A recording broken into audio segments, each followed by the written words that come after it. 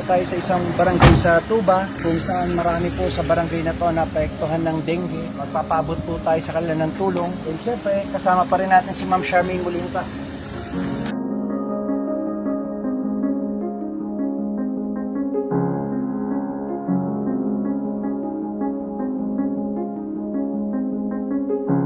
Mga kailan, nandito ako para sabihin sa inyo may pag-asa po.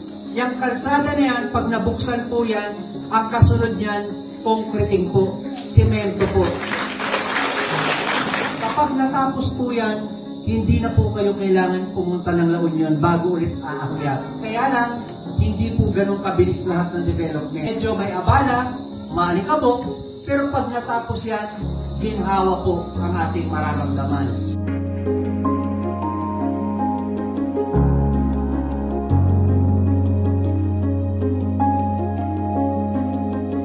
Tapos na po tayo magbigay ng tulong sa mga nagka-dengue. And syempre at least kahit paano napasaya natin sila at marami pa po tayong tulong na dadalhin sa bawat barangay. Kaya ito po ang ating misyon, magbigay ng tulong sa lahat ng barangay.